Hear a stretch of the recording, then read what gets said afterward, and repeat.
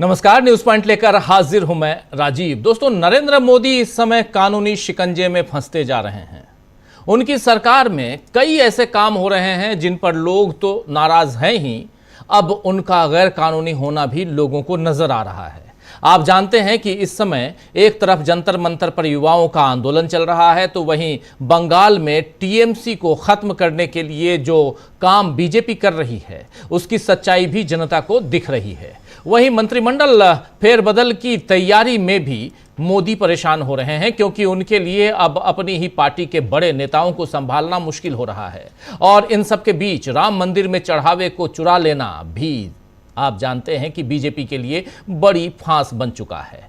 आज कांग्रेस ने इस मुद्दे पर सीधे सुप्रीम कोर्ट से जांच कराने की मांग मोदी से की है।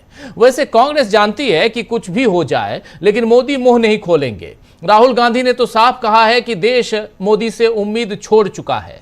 दरअसल मणिपुर में फिर से हिंसा भड़की है, और जिसकी खबर शेयर करते हुए राहुल गांधी ने आज जो कुछ लिखा है आपके सामने रखता हूं। राहुल गांधी यहां लिख रहे हैं कि मणिपुर सालों से जल रहा है और आज फिर नफरत और हिंसा की आग में 20 घर राख हो गए। दो सरकारों और राष्ट्रपति शासन के बावजूद संघर्ष गहराता ही जा रहा है। हजारों लोग अपनी जान गंवा चुके हैं, अनगिनत परिवार उजड़ गए। मणिपुर जिस असहनीय पीड़ा से गुजर रहा है उसकी कल्पना भी मुश्किल है। यह मोदी सरकार की उस विभाजनकारी विचारधारा का नतीजा है जो लोगों को धर्म, जाति, भाषा, क्षेत्र और पहचान के नाम पर बांटती है। आज मणिपुर ही नहीं बल्कि पूरा देश प्रधानमंत्री से संवेदना के दो शब्द की भी उम्मीद छोड़ चुका है। कार्रवाई की बात तो दूर गई। मणिपुर बेहतर का हकदार है और इसके लिए भारत जोड़ना ही एकमात्र रास्ता है, ये कह रहे हैं यहां राहुल गांधी।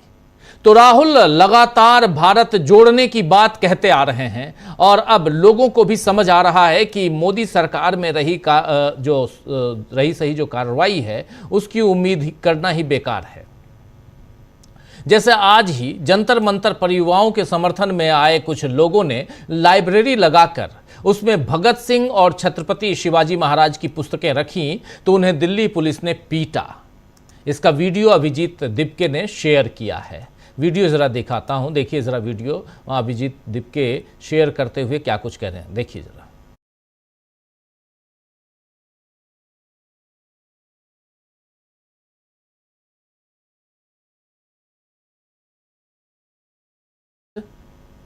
घसीट के लेके जा रही है और ये किताब रखने के जुर्म में ये हो रहा है। वही एक पोस्ट में दिपके ने लिखा है, क्या कुछ लिखा है आपके सामने लाता हूं, ये देखिए कि एसीपी अजय शर्मा और उनकी टीम ने छत्रपति शिवाजी महाराज और भगत सिंह पर लिखी किताबों सहित अन्य किताबें फेंक दी और लाइब्रेरी बनाने के लिए छात्रों के साथ मारपीट की। हम छत्रपति शिवाजी महाराज और भगत सिंह का अपमान करने के लिए एसीपी अजय शर्मा को तुरंत सस्पेंड करने की मांग करते हैं। तो धर्मेंद्र प्रधान के इस्तीफे के साथ अब पुलिस अधिकारियों पर भी एक्शन की मांग उठने लगी है। ये तमाम तस्वीरें आप देख रहे हैं। इधर बीजेपी पर एक गंभीर आरोप यह लगा है कि वो चुनाव आयोग को अपने इशारे पर काम करवाती है। वैसे ये आरोप नया नहीं है, लेकिन टीएमसी ने आज की घटना का उदाहरण देकर इसे साबित भी किया है।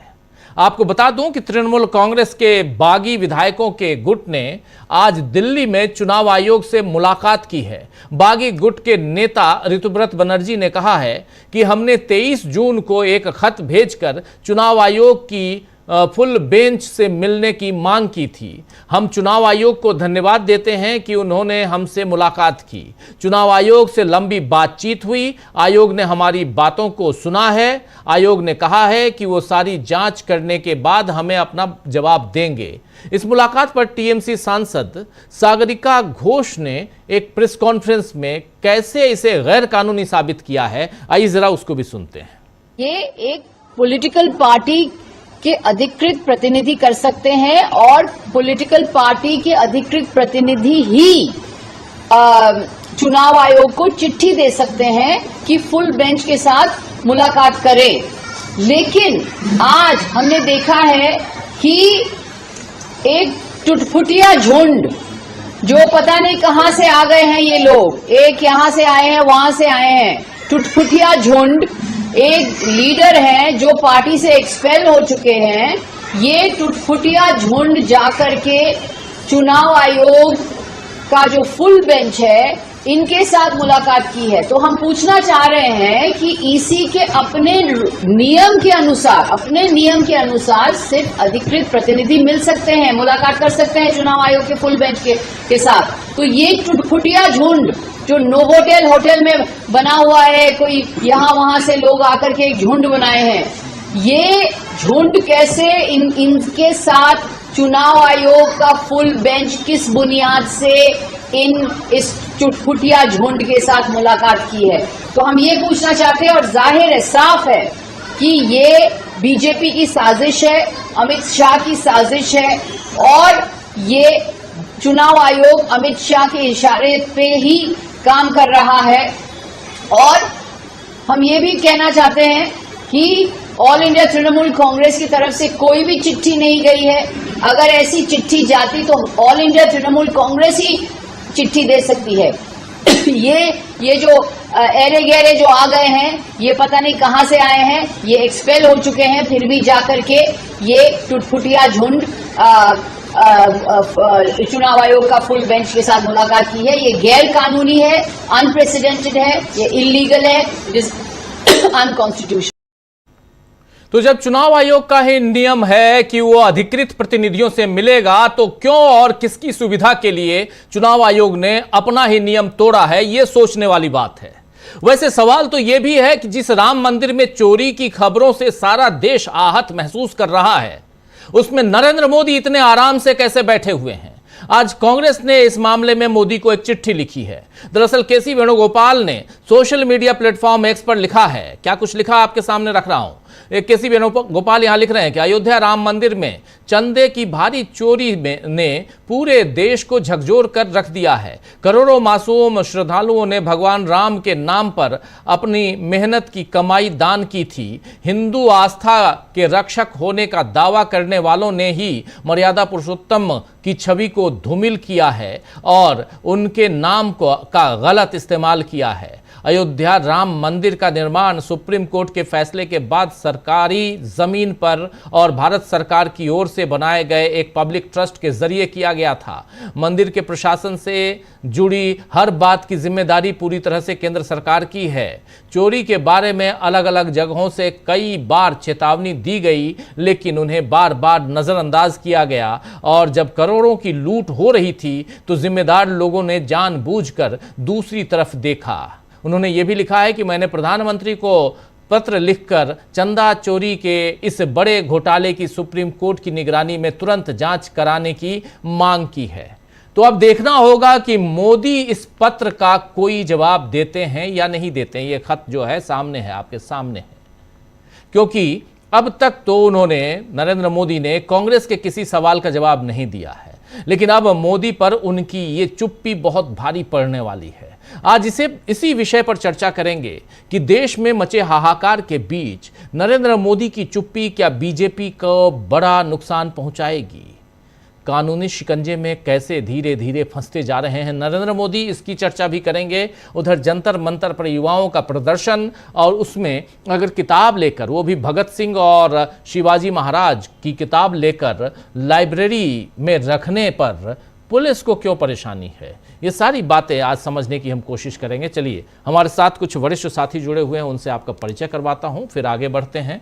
देखिए, इस वक्त 4 वरिष्ठ साथी जुड़े हुए हैं। हमारे साथ जुड़े हुए हैं अमलेंदु उपाध्याय जी, प्रशांत टंडन जी, प्रोफेसर अखिल स्वामी जी और प्रफुल्ल कोलखियान जी। आप चारों का स्वागत इस्तकबाल है। स्वागत इस्तकबाल आप तमाम दोस्त साथी शुभचिंतक आप सबका, जो अब तक जुड़ चुके हैं उनका भी, जो जुड़ने वाले हैं इस कार्यक्रम में उनका भी स्वागत करता हूं। सीधे सीधे आना चाहता हूं, जरा अमलेंदु जी आपके पास आना चाहता हूं। अमलेंदु जी, नरेंद्र मोदी की बात हम करें, लेकिन उससे पहले जरा ये बताइए कि किताब रखने में क्या तकलीफ है। अगर किताब लेकर, कल को तो ये होगा कि आप अगर हाथ में किताब लेकर जा रहे हैं और मेट्रो में बैठे हैं, पब्लिक बस में बैठे हैं, तो वो भी होगा। लेकिन ज़रा सोनम वांगचुक को सुन लेते हैं। रुकिए, सोनम वांगचुक कुछ कह रहे हैं, अभी लाइव चल रहे हैं, जरा सुन लेते हैं। महसूस होगी, उतना उछल कूद नहीं सकूंगा, फिर भी मुस्कुरा सकता हूँ, वो ज्यादा बड़ी बात है। ठीक है, तो बात ये है कि आप लोग क्या करते हैं, आप लोग यहाँ ठूस ठूस के खाना खाते हैं, वो मुझे थोड़ा दुखद लगता है। मैं चाहता हूँ कि आप लोग भी कम से कम एक दिन का अनशन करें। यहाँ जब आते हैं तो एक दिन का हमारे संवेदना में, सपोर्ट में दिन का कम से कम अनशन करें, और जितना हो सके जो यहाँ उदारता से खाना देते हैं उनको दिन का खाना तो कम से कम ना देना पड़े, शाम का आप खाएं। मगर अगर खाना चाहें तो ज़रूर खाएं, ये ऑप्शन हो आपके लिए कि एक दिन का सॉलिडेरिटी में आप भी अनशन करें या ना करें। मगर करें तो आपको बहुत फायदे होंगे, ना करें आप ऐसे ही मोटे होते जाएंगे, बीमार पड़ेंगे, मरेंगे जल्दी हमसे जो अनशन पे बैठे हैं। तो ऑटोफेजी का फायदा लीजिए, कीटोसिस का फायदा लीजिए, एक दिन का कम से कम अनशन रखिए। हमारे साथ जो और विद्यार्थी, युवक, युवतियां बैठे हैं उनके साथ आप भी कम से कम एक दिन का रखिए, दिन का अनशन रखिए, आपके लिए फायदा होगा। ऐसे ही मैं सबसे कहता आया हूं कि आप यहाँ नहीं आ सकते हैं तो अपने शहर में, अपने गांव में, अपने घर में रखिए और एक वीडियो दीजिए कि मैं सीजेपी के इस आंदोलन के समर्थन में एक दिन का अनशन रख रहा हूँ। उसके फायदे आपको ही होंगे, वो मत बोलिए, कोई बात नहीं। तो इस तरह से आप भी समर्थन करेंगे तो लोगों का दिल पिघलेगा और लोग। तो अमलेंदु जी, ये किसको कह रहे हैं? ये अभिजीत दीपके को कह रहे हैं क्या कि तुम भी भाई कम से कम एक दिन तो खाना छोड़ दो? और कह रहे हैं ठूस ठूस के खाना खा रहे हो सब लोग, सोनम वांगचुक। बात तो सही है, गलत नहीं है, लेकिन मामला सिर्फ इतना नहीं है। ठीक है, वो बहुत सारी बातें कह रहे होंगे, कोई रेफरेंस होगा, उस पर ये सारी बातें आ रही हैं। पूरी बात ना हमने सुनी है ना सुनाई है आपको, तो इसलिए मैं ज़्यादा इस पर विश्लेषण नहीं करूँगा। लेकिन ओवरऑल एक माहौल यहाँ दिखाई देता है, और एक जो पूरी तस्वीर, अलग अलग तस्वीर रखने की कोशिश हमने की शुरुआत में। आपने देख लिया, राम मंदिर की तस्वीर आपके सामने है, टीएमसी की तस्वीर आप लोगों के सामने है। भाई बागी गुट, और वो भी आधिकारिक प्रतिनिधि मंडल नहीं है, आधिकारिक नहीं है कि अभी वो बागी हो गया। आप किसी पार्टी से टूटे हुए कुछ लोगों को कैसे, वो भी पूरी अपने तीनों, एक नहीं, ज्ञानेश कुमार अकेले नहीं, बल्कि वो तीनों एक साथ मिल रहे हैं, छोटी मोटी बात नहीं है। अमलेंदु जी, पहली प्रतिक्रिया। हमारे साथी इकरार भी जुड़ गए हैं उधर जंतर मंतर से, उनके पास भी चलेंगे। अमलेंदु जी, देखिए राजीव जी, ये तो जो टीएमसी में चल रहा है और जिस तरीके से आज चुनाव आयोग से मिला है, ये जो बागी धड़ा कहा जा रहा है, एक तो राजीव जी ये बागी नहीं है, गद्दार है, तो गद्दार धड़ा इसको कहा जाए तो ये बागी नहीं है, गद्दार। दूसरा राजीव जी, केवल 2/3 अगर मान लीजिए विधायक टूट गए हैं, जैसा कि कहा जा रहा है 2/3 विधायक हैं, हालांकि उनके भी अभी तक पूरे दस्तखत सामने नहीं आए कि 2/3 विधायक कौन से हैं। अगर फिर भी 2/3 विधायक हैं भी, तो भाई अकेले अगर किसी विधानसभा में 2/3 विधायक टूट जाएंगे तो क्या पार्टी उनकी हो जाएगी? भाई अभी तो टीएमसी में एक धड़ा जो टूटा वो सांसदों का, वो तो दूसरी पार्टी में चला गया, एनसीपीआई में।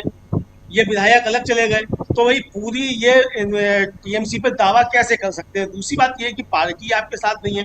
तीसरी बात यह है कि जो नेतृत्व कर रहे हैं ऋतुव्रत बनर्जी, उनको पहले ही टीएमसी से निष्कासित किया जा चुका है। तो ये एक तरीके से कहा जाए कि पूरी तरीके से अवैध रूप से जाकर चुनाव आयोग से मिले हैं और चुनाव आयोग ने इनसे अवैध रूप से मुलाकात की है। तो ये कानूनन मुझे लगता है कि ये ठीक नहीं है कि चुनाव आयोग इनसे मुलाकात करे और उसमें कोई टिप्पणी करे। हालांकि चुनाव आयोग ने अभी तक कोई टिप्पणी की भी नहीं है। अभी तो राजीव जी जो सांसद गए हैं उनके विलय का मामला ही लटका हुआ है। बिरला साहब ने अभी तक उस पर कोई निर्णय नहीं दिया है कि ये किधर बैठेंगे किधर नहीं बैठेंगे। मुझे लगता है कि मानसून सत्र जो है संसद का, वो शुरू होने में देर भी इसीलिए हो रही है कि इनका पहले निपटारा हो जाए, बैठेंगे किधर बैठेंगे और किसको मंत्री बनाया जाएगा। तो ये इनके सामने संकट नजर आता है। दूसरा राजीव जी, आंदोलन तो देखिए बढ़ रहा है, पूरे देश भर के अंदर बढ़ रहा है।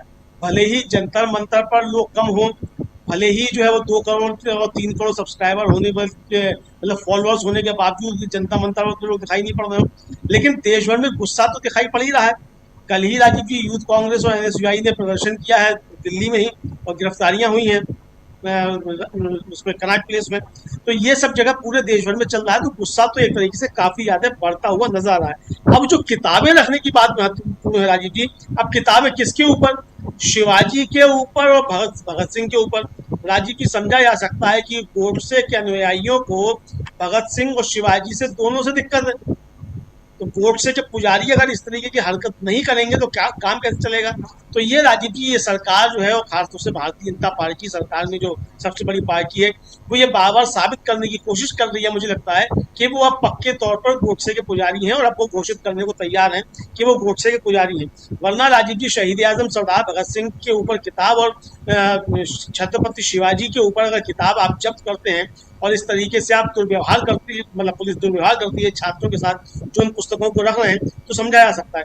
हालांकि राजीव जी, भगत सिंह से और छत्रपति शिवाजी से भारतीय जनता पार्टी की अदावत पुरानी है, कोई आज की नहीं है।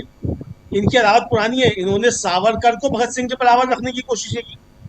छत्रपति शिवाजी की राजीव जी जो प्रतिमा लगी और हवा में उड़ गई थी, उसको लेकर किस तरीके से नरेंद्र मोदी ने जो टिप्पणियां की थी, वो बहुत ज्यादा जो थी वो आलोचना के केंद्र में नहीं नरेंद्र मोदी की टिप्पणियां।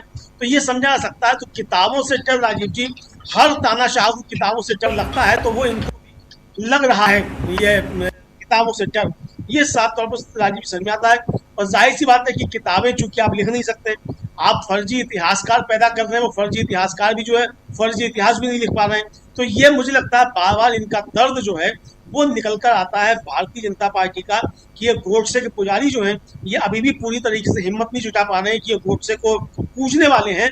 इसलिए इस तरीके से छद्म तरीके से कभी भगत सिंह पे वार करते हैं, कभी छत्रपति शिवाजी पे वार करते हैं, और नेहरू और गांधी पे तो वार करते ही रहते हैं, डॉक्टर अम्बेडकर पर भी वार करते हैं ये राजीव। जी जी, बिल्कुल बिल्कुल बिल्कुल बिल्कुल सही आप कह रहे हैं। स्वामी जी, जरा जल्दी से आपसे भी एक कमेंट, किताब रखने में क्या तकलीफ है? अगर किताब आप पढ़ रहे हैं, नेहरू की हो, गांधी की हो, छत्रपति शिवाजी जी महाराज की हो, या चाहे भगत सिंह की हो, क्या तकलीफ है? आखिर क्यों? देखिए, किताब रखने से ये परेशानी है, किताब रखेंगे, किताब पढ़ेंगे, एग्जामिनेशन पास करेंगे, फिर एंट्रेंस एग्जामिनेशन देंगे, उसके बाद उत्तेजित होंगे। अगर बच्चे पढ़ेंगे ही नहीं और अपने सरदार भगत सिंह के बारे में या छत्रपति शिवाजी महाराज के बारे में उनको ज्ञान नहीं होगा, तो ये मानी बात है कि भारतीय जनता पार्टी के लिए वो पढ़ने से उन्हें घृणा है, परेशानी है।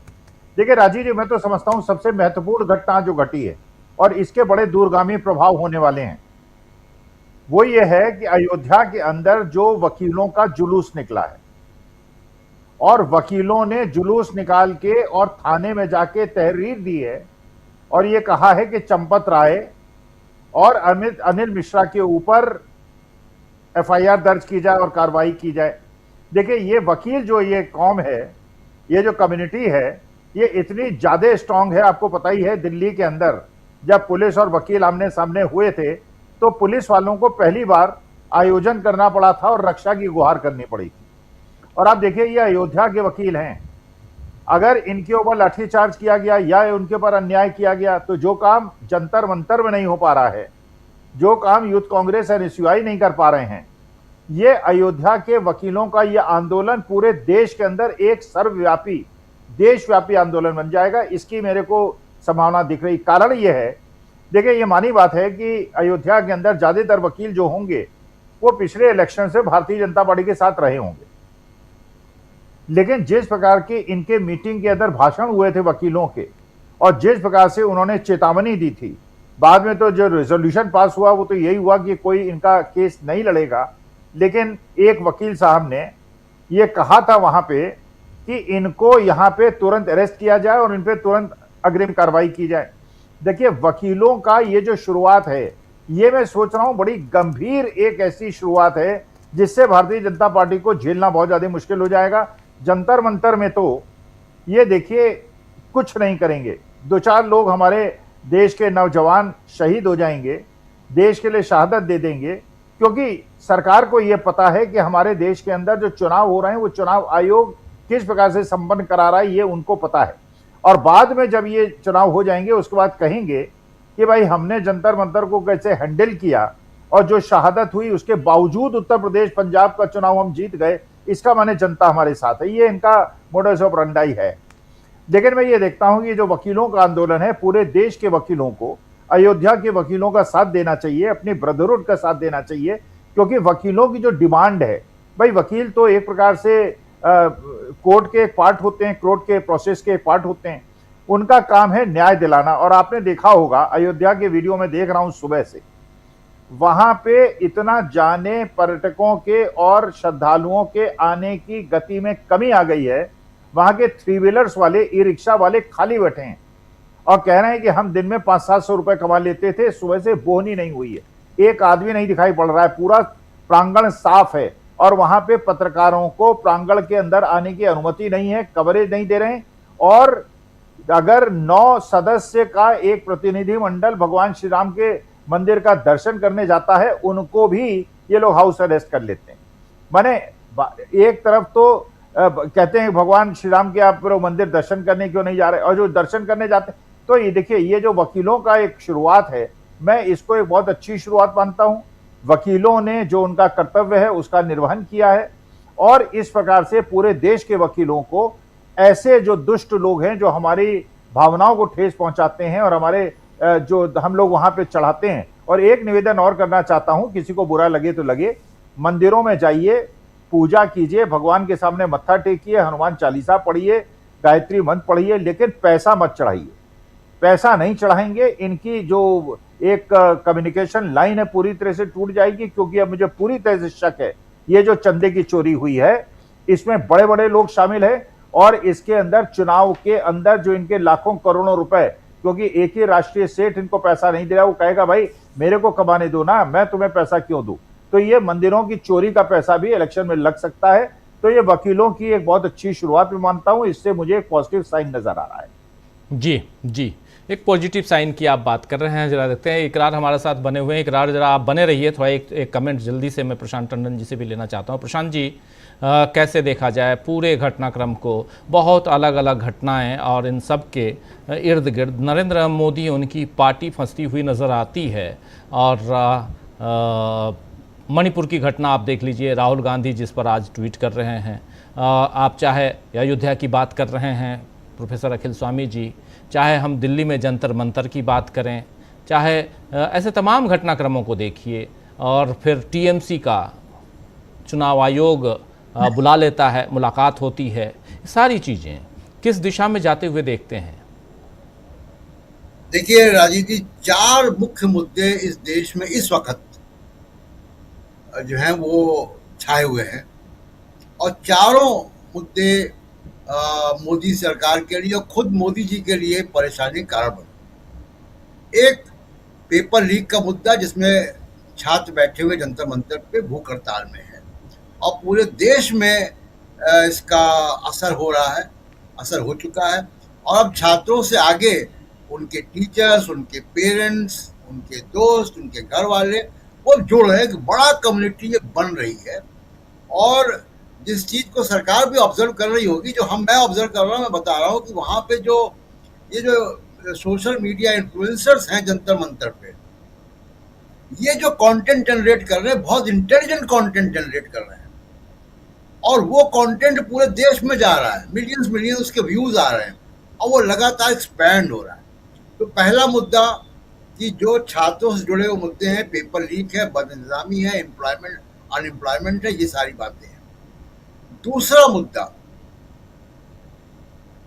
राम मंदिर का चढ़ावा चोरी और चंदा चोरी, और ये दिनों दिन बड़ा होता जाएगा। ये आरएसएस की बड़ी प्लानिंग का एक हिस्सा था, जिसका भंडाफोड़ हो गया। आरएसएस एक अभियान चला रहा है, अभी भी चला रहा है, कि जो गवर्नमेंट जो सरकारी मैनेजमेंट है तमाम मंदिरों का, जिसमें हजारों करोड़ चढ़ावा आता है, उसमें आरएसएस का कंट्रोल हो जाए। और अब बेसिक फर्क, बहुत डिटेल बात नहीं करूंगा, लेकिन बहुत बेसिक फर्क, आप वैष्णो देवी श्राइन बोर्ड है, सरकार का जो प्रशासन का जो एसडीएम होता है, वो काउंटिंग करवाता है वहां पे। मंदिर के कर्मचारी काउंटिंग नहीं करते हैं, और वो काउंटिंग अलग कमरों में होती है, उसके स्टैंडर्ड ऑपरेटिंग प्रोसीजर्स हैं। और वो स्टैंडर्ड ऑपरेटिंग प्रोसीजर्स वही है राजीव जी, जब सीबीआई कहीं पैसा पकड़ती है, तब जो प्रोसीजर्स होते हैं पैसे गिनने के, वो है। यहाँ पे सब आपस में मिली भगत चल रही थी। स्टेट बैंक को फोर्स किया गया कि आप इन्हीं लोगों से काउंट करवाइए। तो ये एक, तो क्यों राम मंदिर को एक प्राइवेट ट्रस्ट क्यों बनाया गया? क्यों राम मंदिर को वैष्णो देवी श्राइन बोर्ड की तरह का मॉडल क्यों नहीं क्रिएट किया गया? क्योंकि पैसा चाहिए था। इसकी बड़ी जांच होनी चाहिए। दायरा जांच का बढ़ाया योगी आदित्यनाथ ने, और उसका दायरा थोड़ा और बढ़ना चाहिए कि जो पैसा कलेक्ट हुआ वो गया कहाँ? क्या सब चंपत राय के पास गया? क्या सब अनिल मिश्रा के पास गया? या कहीं और भी गया? ये पैसा कहाँ जा रहा था? अभी तक तो मुझे राजीव जी, कोई मैं अगर गलत हो तो कोई बता दे, कि जैसे वैष्णो देवी श्राइन बोर्ड है, तिरुपति का मंदिर है, तमाम मंदिर है, उनके बहुत सारे वेलफेयर कार्यक्रम चलते हैं। वो यूनिवर्सिटीज चलाते हैं, वो हॉस्पिटल चलाते हैं। क्या अयोध्या का राम मंदिर का जो चंदा इकट्ठा होता है वो ऐसा कोई कल्याणकारी काम करता है? मुझे जानकारी नहीं है, कोई बता दे तो। तीसरा मुद्दा जो बड़ा होने वाला है, हम आप इसी पे न्यूज पॉइंट करेंगे अगले कुछ दिनों में, एथेनॉल ब्लेंडिंग मिडिल क्लास को हिट कर रही है। इनकी गाड़ियों का परफॉर्मेंस जो है वो हिट हो रहा है। तमाम सारे लोग बोलना शुरू कर दिए हैं, और सरकार का वकील तुषार मेहता सुप्रीम कोर्ट में कह रहे हैं, सरकार की सफाई आई है लेकिन वीडियो अवेलेबल है। अब तो सुप्रीम कोर्ट का सुनवाई का वीडियो आता है, वीडियो अवेलेबल है। वो कह रहे हैं कि ये प्रयोग किया जा रहा है, इसके रिजल्ट अगले साल आएंगे। तो जो EMI दे रहा है, जो इसने अपनी मेहनत कमाई से कार खरीदी है, वो सरकार के प्रयोग का हिस्सा है। मैं क्यों कह रहा हूं कि अगले कुछ सप्ताह में बहुत बड़ा मुद्दा बनेगा ये, क्योंकि अप्रैल में लागू हुआ है और अब बारिश का मौसम आया है। ह्यूमिडिटी लेवल 60% से ऊपर है। अब वो असर करना शुरू करेगा गाड़ियों पे। अब हम देखते हैं कि आगे क्या होगा। और चौथा बड़ा मुद्दा जिसकी चर्चा हम लोग बहुत दिनों से कर रहे हैं, वो है कि संवैधानिक संस्थाओं का बेअसर होना, या संवैधानिक संस्थाओं का संविधान के खिलाफ काम करना जी।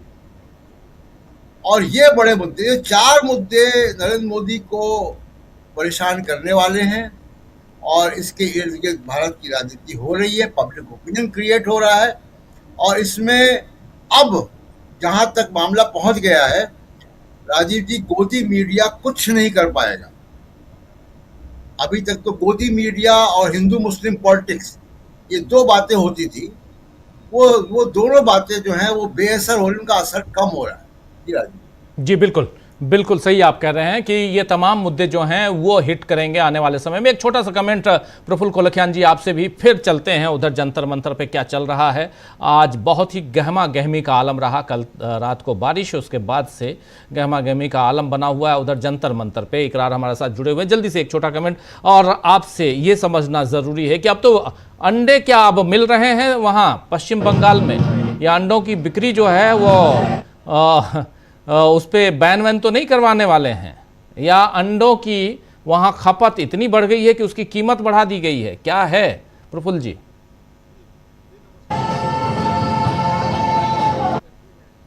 इसका इस्तेमाल होगा, अंडे का इस्तेमाल होगा। अंडे हैं इनके पास अभी, लेकिन तमाम गैर कानूनी काम कर रहे हैं। अमरेंद्र सर ने ठीक ही कहा, ऐसा कभी हुआ नहीं था। अभी सत्ता के जोर पर सब कुछ कर रहे हैं। और मैं ये जरूर कहना चाहूंगा किताब के मामले में कि पुस्तकों से इनको डर है। इनके आका जो पुलिस है, इनके आका तो पूरे देश में वामपंथ को समाप्त कर देने का जश्न मना रहे हैं। और जंतर मंतर पर दीपांकर भट्टाचार्य जी अगर किताब सजाते हुए दिख जाएंगे और पुलिस अगर देखती रहेगी तो आका करेंगे क्या? ये तो किताब जिनकी ताकत है उनकी ताकत है। इनकी किताब तो किताब, इनकी ताकत तो किताब नहीं, किताब के गत्ते हुआ करते हैं, वो भी गत्ता दूसरा। इन किताबों के तो हर पन्ना ही इनकी किताबों के इनके लिए खतरनाक है, इसलिए ये वही काम कर रहे हैं। ऐसी बात तो सबसे पहले किताब पर ही हमला करती है, पुस्तकालय और ज्ञान पर भी हमला करती है। मैं समझता हूँ कि इसको आप शायद डिस्प्ले करना चाहें ये बातचीत को, तो मैं फिर बात करता हूँ। जी बिल्कुल करेंगे, बात करते हैं इन सब पे। और जल्दी से ज़रा चलते हैं उधर जंतर मंतर, चलते हैं जंतर मंतर पे क्या चल रहा है। और इकरार हमारे साथी वहाँ जुड़े हुए हैं। ज़रा इकरार, आप तक आवाज़ आ रही होगी, आज क्या माहौल है यहाँ पे? और जी, क्या जी राजीव जी, रोज़ाना की तरह वही लोग हैं या नए लोगों का जुड़ना भी हो रहा है? देश के अलग अलग कोने से लोग आ रहे हैं, नहीं आ रहे हैं, क्या कुछ चल रहा है? अभी हम सोनम वांगचुक को सुन रहे थे। सोनम वांगचुक ने कहा कि कम से कम आप आके जो ठूस ठूस के खाना खाते हैं, कम से कम एक दिन भर का उपवास रखिए, सेहत भी ठीक रहेगी आपकी और उसके अलावा इस अनशन को, इस पूरे आंदोलन को ताकत भी मिलेगी। एक अपील है मंच से, लेकिन मंच पर बैठे हुए और लोग भी हैं जो खुद अभी, क्योंकि इतना तो होना चाहिए था कि अभिजीत दिपके, आशुतोष राका, चाहे सौरभ दास, ये लोग एकाध दिन अनशन कर रहे होते। क्या इन लोगों ने अनशन किया है अभी तक? ये सब कुछ जरा बताइए, क्या कुछ चल रहा है? आज 13वां दिन है। जी राजीव जी, सबसे पहले तो मैं कहूँ कि जो सौरभ वांगचुक, संदेश देना चाहती हूँ कि आप लोग इस व्यवस्था को सुधारने के लिए, शिक्षा व्यवस्था को पुनर्जागृत करने के लिए आइए, इधर जंतर मंतर पे आइए, बैठिए, शामिल होइए और इस व्यवस्था को हम लोग मिलकर ही जागृत कर पाएंगे। नहीं तो ये व्यवस्था बार बार खराब हो जाएगी। और ये हमारे आंदोलन में एक अच्छी बात भी है कि हम लोग टिके हुए हैं यहाँ पे और इस कड़ी को आगे लेके जाएंगे, जिस कड़ी के लिए लगातार क्रांतिकारी लोग और न्याय पसंद लोगों ने सड़कों पे उतरकर अपनी जानें दी हैं, शहीद हुए हैं, कई लोग मारे गए हैं, इस व्यवस्था के कारण आत्महत्याएं हुई हैं, कई बच्चियों ने आत्महत्या की है, स्कूलों की बिल्डिंगों से कूद गई है, किसी का बलात्कार होता है प्रिंसिपल के द्वारा, लेकिन कोई व्यवस्था नहीं बोलती है। जिस देश में बलात्कारियों को इतना शह मिलती है तो वो कैसे उन बच्चियों को न्याय दिला पाएगा? ये भी हमारी लड़ाई है। उन युवाओं को जो 67% युवा हैं जो ग्रेजुएट होके बेरोजगारी का आलम में परेशान होकर के जान गंवा देते हैं, उन युवाओं को भी मैं कहना चाहूँगी, आप इन युवाओं की बात सुनिए, आइए और शामिल होइए। आगे की प्रक्रिया में हम लगातार संघर्ष करते रहेंगे, जब तक करेंगे जब तक सुधार नहीं हो जाए। जी मैं राजीव जी, ये एक युवा हैं जो छात्र हैं, उन्होंने खुद जो 13वीं में मुंडन कराया, इन्होंने यहाँ सबके सामने मुंडन कराया और जो क्रियाक्रम होता है वो सब किया है। क्या कहेंगे आप? सबसे बड़ी बात ये है कि जो शिक्षा व्यवस्था थी, जिस दौरान नेट पेपर लीक हुआ और अमीरों के बच्चों को बढ़ावा दिया गया, प्राइवेट कॉलेजेस को, पहले प्राइवेट कोचिंग सेंटर को ये लोग बढ़ावा दे रहे हैं, जहाँ दलित, गरीब, मजदूर के बच्चे का कोई रख रखाव नहीं, उनके बारे में कोई नहीं सोचता। ये शिक्षा व्यवस्था एकदम चरमराई हुई थी।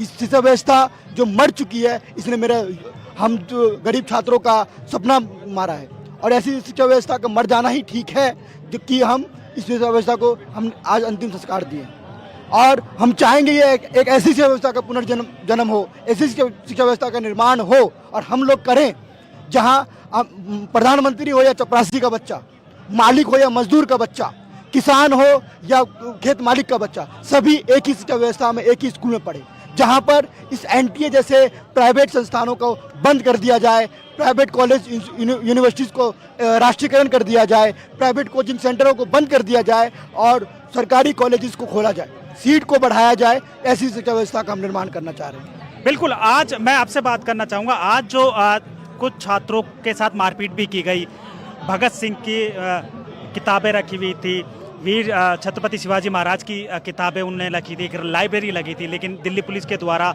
मारपीट की गई, ऐसा दीपके ने भी कहा है।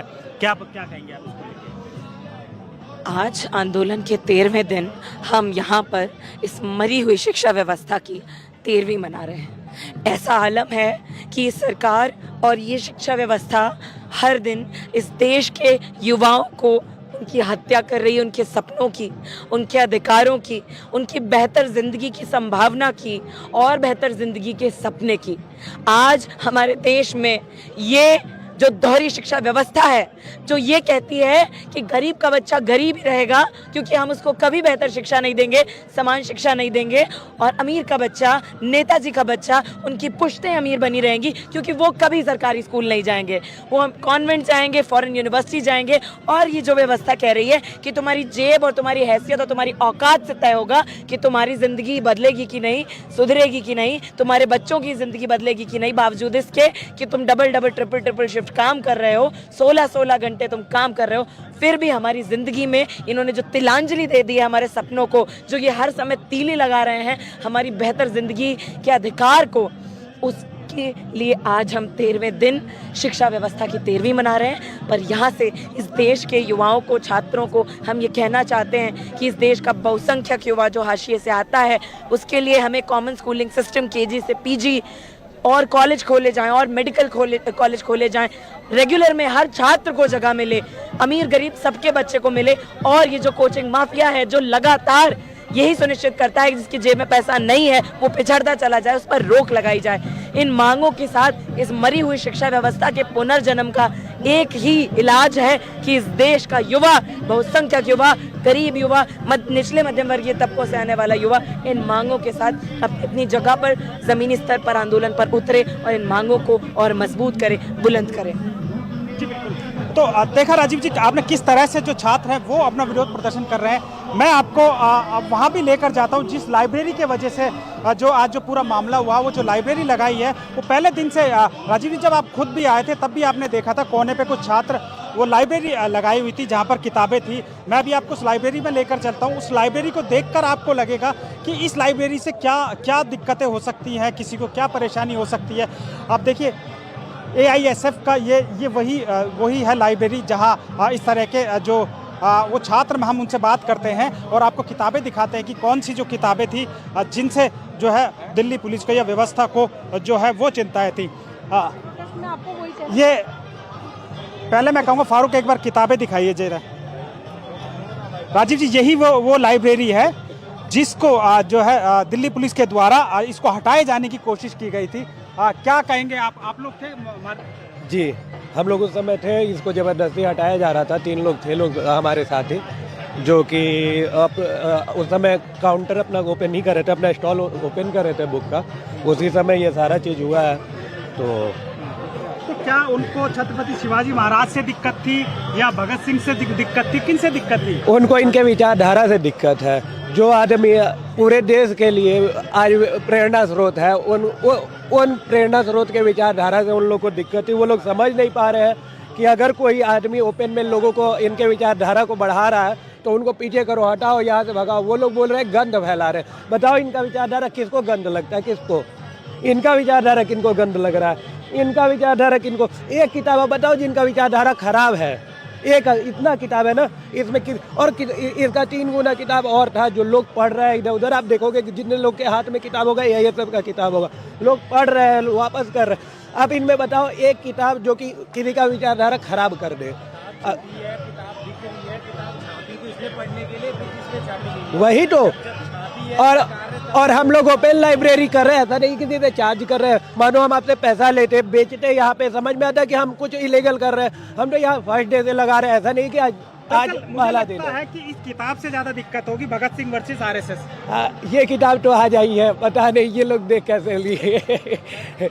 हो सकता है ये किताब उनको बुरा लग जाए, लेकिन अगर भगत सिंह खुद ही ये बात बोलते हैं कि RSS का विचारधारा हमारे विचारधारा के अपोजिट है, तो हम कौन होते हैं इस पर कुछ कमेंट करने वाले। जी तो राजीव जी देखा आपने, ये एक छोटी सी लाइब्रेरी है जो कि कल 2-3 टेबल पे थी, लेकिन आज एक टेबल पर सिमट गई है। क्योंकि जो दिल्ली पुलिस के द्वारा इस तरह से इनके साथ जो बर्ताव किया गया, उसके बाद ये अब छात्र जो है कोने में लगा लिया। पहले यहाँ इन्होंने ये बेंचेस लगाए गए थे जिस पर ये लाइब्रेरी, और आप देखिए ये गंदगी नहीं दिख रही है दिल्ली पुलिस को या NDMC के अधिकारियों को। आप ये देखिए, ये जंतर मंतर का इलाका है। इस समय मानसून का जो है वो सीज़न चल रहा है और डेंगू फैल सकता है। यहाँ इतनी बड़ी तादाद में छात्र हैं, वो भूख हड़ताल कर रहे हैं, अनशन पे। जो भूख हड़ताल करता है उनकी इम्यूनिटी सिस्टम वैसे ही कम होता है, और ऐसे में अगर यहाँ मच्छर पनपते हैं तो डेंगू होता है, तो और ज़्यादा महामारी फैलने की दिक्कत है। तो दिल्ली पुलिस को ये नहीं दिख रही, यहाँ के जो प्रशासनिक अधिकारी हैं उनको ये सब चीज़ें नहीं दिख रही, लेकिन ये किताबें दिख रही हैं। और ये किताबें, क्योंकि ये किताबें जो ये छात्रों को बांट रहे हैं और जो अच्छे विचार हैं उनको बांट रहे हैं, ना कि RSS के विचारों का प्रचार कर रहे हैं। बिल्कुल, आप हमारे साथ बने रहिए। अब जरा आते हैं इधर स्टूडियो में हमारे तमाम साथियों के बीच। पहले प्रोफेसर अखिल स्वामी जी, किताबों का जिक्र शुरुआत में भी हम कर रहे थे। अब भगत सिंह वर्सेस RSS होगा तो किताब तो चुभेगी, किताब चुभेगी। और ऐसी किताबें जंतर मंतर पे और चुभेंगी, ये तो साफ दिखता है। लेकिन सवाल यहाँ दूसरा है। सवाल ये है कि इस देश में जब हम लोग बार बार और रोज़ हम लोग देख रहे हैं कि अलग अलग और मुद्दे, कुछ भी नया नहीं है। अगर आज की ही बात करें, टीएमसी का कब से चल रहा है, आप देख रहे हैं आज वहाँ हाई कोर्ट में भी टीएमसी के केस पर सुनवाई चल रही थी। और आप लोगों को पता होगा कि टीएमसी के जो फंड हैं उसको फ्रीज कर दिया गया है और बड़ी रकम फ्रीज कर दी गई है, पूरे के पूरे उसके 8 बैंकों के अकाउंट्स फ्रीज कर दिए गए हैं। और वो भी किसके कहने पे, तो ऋतुव्रत बनर्जी और इस ग्रुप के कहने पे। तो इस देश में, और ऋतुव्रत बनर्जी और ग्रुप जो है वो कहता है कि चुनाव आयुक्त साहब आपकी पूरी टीम से हमको मिलना है, तो मिलने के लिए मतलब पूरे पैनल से मिलना है, मिलने के लिए तैयार हैं, तीनों आयुक्त साहब मिल लेते हैं। ये सब कुछ हम देख रहे हैं। इस बीच खबर ये भी आ रही है कि उधर एनसीपी शरद पवार गुट के 9 में से 6 सांसदों को तोड़ने की जुगत में लगी हुई है बीजेपी, वहाँ शिंदे गुट। यानी एनसीपी रहेगी कि नहीं रहेगी। हालांकि इस बीच ये खबर भी आ रही है कि बहुत जल्दी एनसीपी का विलय हो जाएगा कांग्रेस पार्टी में। ये खबर भी बहुत तेज़ी से चल रही है। इन सब के बीच प्रधानमंत्री नरेंद्र मोदी फिर से विदेश जाने वाले हैं। प्रधानमंत्री नरेंद्र मोदी ने आज जापान के प्रधानमंत्री सानाई तकाइची को अपनी छोटी बहन बना लिया है। अब रिश्ते भी बनाने लगे हैं प्रधानमंत्री नरेंद्र मोदी। कोई बुराई नहीं है, आप विश्वगुरु बनने की ओर जा रहे हैं, ये दिखाई दे रहा है। लेकिन सबके बीच आप कुछ भी कोई गुरु बन जाइए, यहाँ पर जो परेशानियां हैं उन परेशानियों का हल कहाँ से होगा? आप राम मंदिर के चढ़ावा चोरी पर क्यों नहीं बोल रहे हैं? आप ऐसे तमाम मुद्दे जो युवाओं के मुद्दे हैं इस पर क्यों नहीं बोल रहे हैं? वहाँ भूख स्ट्राइक, हंगर स्ट्राइक पर बैठे हुए लोग, इस पर बात क्यों नहीं हो रही है? आखिर ध्यान कहाँ है और क्यों नहीं है? और ऐसे में इंटरनली क्या आप लोग देखते हैं कि अपने यहाँ के मुस्लिम नेताओं से मुलाकात हो ना हो, उनको टोपी, उनके अलग अलग कपड़ों से पहचान लेते हैं, तो लेकिन बाहर शेखों से और बाकियों से बहुत गले मिलते हैं प्रधानमंत्री। ये सारी बातें मैं अपनी नहीं कह रहा हूँ, ये बातें जंतर मंतर और बाकी जगह पे युवा कह रहे हैं। आज की तारीख में युवा कह रहे हैं, युवाओं की आवाज़ है। इसलिए इन सब चीज़ों को जोड़ने की ज़रूरत है स्वामी जी।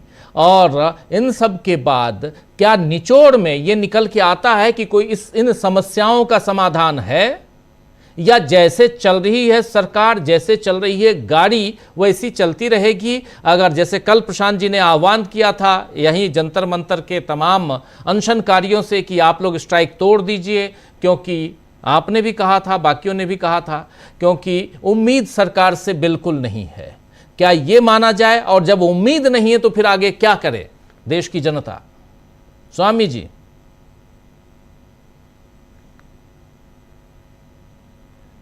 स्वामी जी अनम्यूट कीजिए।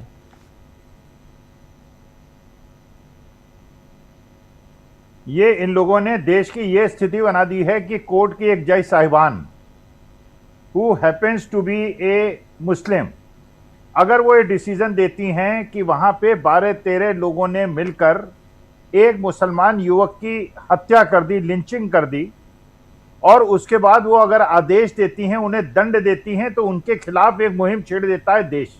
माने एक तरफ ये लोग कहते हैं कि जो कोर्ट है और जो न्यायालय है उसका सम्मान होना चाहिए। ये बताइए, जो न्यायालय में बैठे हुए जज हैं वो हिंदू मुसलमान हैं क्या, या वो जज हैं? तो इस प्रकार की स्थिति इन्होंने पैदा कर दी है। देखिए, 4 लोगों का मैं कंपैरिजन करता हूं राजीव जी। एक व्यक्ति था जो जेल के अंदर था, अंडमान के अंदर, नाम नहीं लूंगा। वहां पे करीब 6000 कैदी थे। 6000 कैदी में सब लोग वहां पे जो पीड़ा झेल रहे थे वो सब झेल रहे थे। किसी कैदी ने माफी नहीं मांगी। सरदार भगत सिंह ने माफी नहीं मांगी। सरदार भगत सिंह ने स्वीकार किया, फांसी पे चढ़ना स्वीकार किया। अशफाकुल्लाह खान ने फांसी पे चढ़ना स्वीकार किया। भगवान बिरसा मुंडा ने फांसी पे चढ़ना स्वीकार किया, दास्ता नहीं स्वीकार की। केवल एक व्यक्ति ने स्वीकार किया माफी मांगना, और कई बार माफी मांगना, जो बाद में कोर्ट में उनके प्रपौत्र ने स्वीकार भी किया। लेकिन वो वीर हैं। सुभाष चंद्र बोस जी के बारे में, नेताजी सुभाष चंद्र बोस जी के बारे में आप जैसे प्रफुल्ल जी से पूछिएगा, बंगाल के सब लोग जानते हैं, और हिंदुस्तान के जो लोग नहीं जानते उनको भी पढ़ना चाहिए। सुभाष चंद्र बोस ने श्यामा प्रसाद मुखर्जी के साथ क्या व्यवहार किया था, और वो कितने इनके कट्टर विरोधी थे। सरदार पटेल, आरएसएस के कितने कट्टर विरोधी थे। इलाहाबाद वालों से बात करें या जिनको जानकारी है बात करें, पंडित चंद्रशेखर आजाद की जो शहादत हुई थी उसके पीछे कौन मुजरिम था, कौन ऐसा व्यक्ति था जिसने पुलिस को सूचना दी थी। सरदार भगत सिंह शान से कहते थे वो नास्तिक हैं और वो लेफ्टिस्ट हैं, वो कम्युनिस्ट हैं। सरदार भगत सिंह का नाम लेके उत्तेजना फैलाने वाले भारतीय जनता पार्टी के लोग लेफ्टिस्टों को जब गाली देते हैं तो सरदार भगत सिंह के खिलाफ बोलते हैं। देखिए, वास्तविकता यह है कि आज के तारीख में इनके पास केवल एक संबल है, केवल एक, जो इनका एक प्रकार से अमोघ अस्त्र है, और वह है चुनाव आयोग। अखिलेश यादव को, राहुल गांधी को, सभी विपक्षी दलों को यह बात सोचनी पड़ेगी कैसे चुनाव आयोग की इस भ्रष्ट परंपरा को ये हैंडल करेंगे। बंगाल के अंदर देख रहे हैं आप, महिला member of parliament, sitting member of parliament को 40-50 लोग भारतीय जनता पार्टी के कार्यकर्ता अंडे फेंकते हैं, उसको घायल करते हैं, और सोशल मीडिया के अंदर ये चलाया जाता है मुहिम कि देखिए जनता के बीच में इतना रोष है कि वो मेंबर ऑफ पार्लियामेंट्स को भी नहीं छोड़ रहे हैं। आपने ये खबर कभी केरला से सुनी, तमिलनाडु से सुनी, वहां भी तो नई सरकार बनी है, पुडुचेरी से सुनी? क्या डबल इंजन सरकार बंगाल के लोगों ने इसलिए बनवाई थी बंगाल के अंदर कि इस प्रकार से हमारे देश के संविधान का अपमान होगा और इस प्रकार से सिटिंग मेंबर पार्लियामेंट को पीट के डराया जाएगा कि वो भारतीय जनता पार्टी ज्वाइन कर ले? देखिए, निर्णायक मामला है, और इस निर्णायक मामले से जो पहले भी मैंने निवेदन किया, जो वकील साहिबान का ये एक प्रारंभिक चीज है, पूरे देश के हर टीचर को, हर अध्यापक को, हर वकील को, हर डॉक्टर को, हर प्रोफेशनल को जिसके बच्चों के साथ यह न्याय हो रहा है, और ये न्याय बिल्कुल सही बात है जो इन्होंने कहा है। नेपाल के अंदर भी वहां के प्रधानमंत्री ने निर्णय लिया, सिंगल एजुकेशन सिस्टम होना चाहिए, प्राइवेट सेक्टर की यूनिवर्सिटीज और कॉलेजेस को प्राइवेटाइज नहीं करके उनको नेशनलाइज करना चाहिए, वहीं पे सरकारी सिस्टम चले, फीस कम हो, बच्चों को पढ़ने का मौका मिले, और एक यूनिवर्सिटी जो गरीब बच्चों को पढ़ने का मौका देती है जीएनयू, उसके ये पीछे पड़े रहते हैं क्योंकि वहां गरीब छात्र भी अपना भविष्य बना सकता है। तो देखिए, सीधी सीधी बात है, ये निर्णायक मोड़ है। इस निर्णायक मोड़ में अलग अलग आंदोलन चलाने से काम नहीं चलेगा।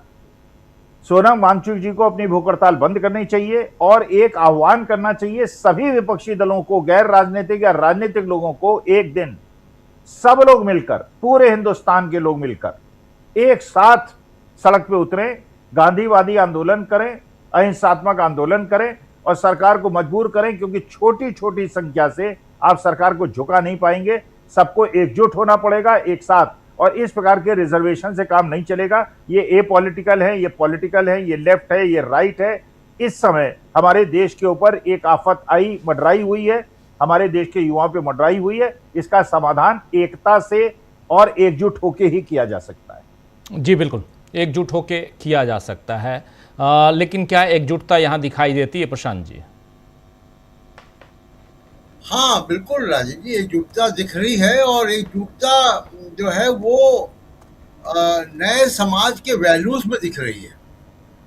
तो वो बहुत कमाल की चीज जो देश को मिलने जा रही है, वो बहुत कमाल की चीज है कि जो छात्र है, जो युवा है, जो 50% से ऊपर जिसकी आबादी है, वो अब सीन में है और वो निर्णायक तरीके से सीन में है। धीमे धीमे हम देखेंगे कि ये बात बढ़ती जाएगी। एक अभी आपने बात की कि शेखों से मिलते हैं मोदी जी, जाके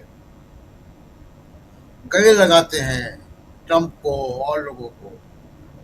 हिंदुत्व की जो पॉलिटिक्स है, जो आरएसएस की पॉलिटिक्स है, उसकी आत्मा है, ये उसका कोर है कि ताकतवर के सामने नतमस्तक हो और कमजोर को सताओ। कभी आपने देखा किसी रसूखदार आदमी के घर में बुलडोजर चलाओ? नहीं चलेगा। गरीब लोगों के घरों में बुलडोजर चलेगा, गरीब लोगों को मारेंगे। तो ये इनकी ताकत का, इनका वो है, इनकी आत्मा इसी में है। अंग्रेज ताकतवर था, अंग्रेज के सामने नतमस्तक हो गए, माफियां मांगी। इंदिरा गांधी ताकतवर थी, इमरजेंसी लगा, इंदिरा गांधी से माफी मांगी इन लोगों ने। तो जो भी ताकतवर होगा, अमेरिका ताकतवर है, अमेरिका के सामने नतमस्तक है।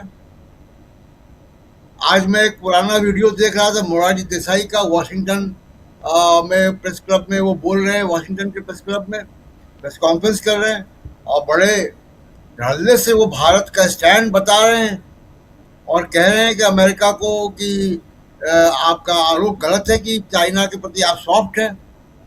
हम सॉफ्ट नहीं, हमारे इशूज है चाइना से। तो ये जो हमारे मोदी साहब प्रेस कॉन्फ्रेंस नहीं कर सकते, चाइना से खामोश हो जाते हैं, गले लगाते हैं उनको। चाइनीज प्रेसिडेंट अगर किसी मीटिंग में दिखता है तो खड़े हो जाते हैं कुर्सी छोड़ के।